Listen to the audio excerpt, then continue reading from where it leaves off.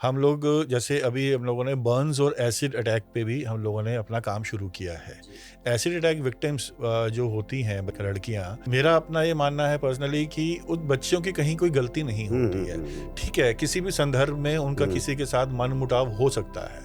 मनमुटाव हुँ। किसी भी 2 लोगों के बीच में हो सकता है। Quite but natural. किसी एक आसुरी प्रवृत्ति की व्यक्ति की वजह से हुँ, हुँ, हुँ। उनको ये सब सहना पड़ता है। Yes, yes, yes. सो उस पीड़ित बच्ची को या महिला को जो हुँ, मानसिक और शारीरिक रूप से पीड़ित है या हुँ, सामाजिक रूप से भी पीड़ित हो जाती है, हुँ, हुँ, बिकॉज़ जब इस तरीके का होता है तो बहुत सारे एलिगेशंस भी, हुँ, बहुत सारी उँगलियाँ भी उस पे उठती हैं हुँ, बच्ची के हुँ, ऊपर। हुँ, तो उसको लेकर के एक तो आप क्या आध्यात्मिक मार्गदर्शन करना चाहेंगे उस बच्चे की मानसिक स्थिति को लेते हुए? हुँ, जिस आसुरी प्रवृत्ति की वजह से उसको हुँ, ये सहना पड़ रहा है, हुँ। उस पूरे ग्रुप को आप क्या कड़ा संदेश देना चाहेंगे? वास्तव में गौरव जी, उस बच्ची के लिए तो मेरा यही हृदय से आंतरिक संदेश होगा कि हीनता की भावना किसी भी प्रकार से स्वीकार्य नहीं है। अगर कोई दुर्घटना घट गई है तो हमें सर्व स्वीकार भाव से जीना चाहिए, और यह उसके लिए बड़े पराक्रम की बात है कि उसने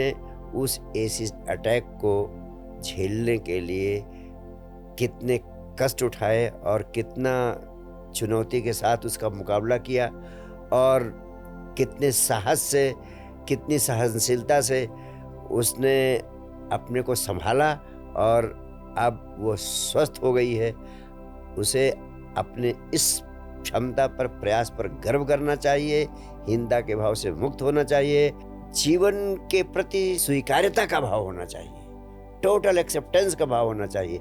और वर्तमान परिस्थितियों में और अधिक जिन जिन दिशाओं में वो अच्छा और अधिक अच्छा कर सकती है, उन दिशाओं में और अधिक सुंदर काम करने के लिए और बड़ी बड़ी सफलताएं हासिल करने के लिए उसके पास बड़े अवसर हैं। उन अवसरों का उपयोग करे और आगे बढ़े, उत्साह से भरी रहे, और उसका उत्साह ही, उसका हौसला ही उसकी ज़िंदगी में सौंदर्य की वर्षा कर सकता है। हाँ, जिन लोगों ने उसके साथ ऐसी अन्यायपूर्ण हिंसात्मक हरकत की, वे दया के पात्र हैं।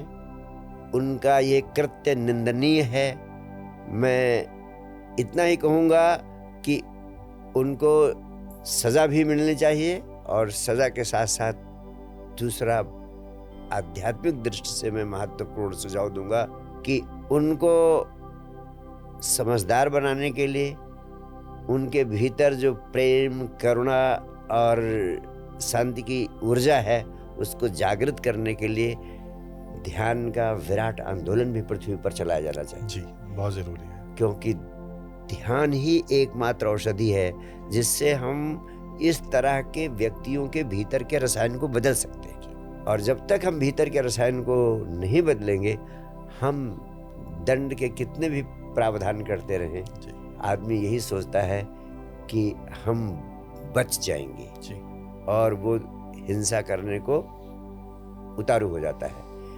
लेकिन अगर हम उसके आंतरिक रसायन को बदलने के लिए ध्यान का विराट आंदोलन चला देते हैं और लोगों को ध्यान करने के लिए विवश करते हैं, तो इस प्रकार की वृत्तियों की जड़ ही कट जाएगी, और निश्चित रूप से इस पृथ्वी पर हंसते हुए बच्चे, हंसता हुआ युवक और हंसता हुआ जीवन पैदा करने का अध्यात्म एक माध्यम बनेगा।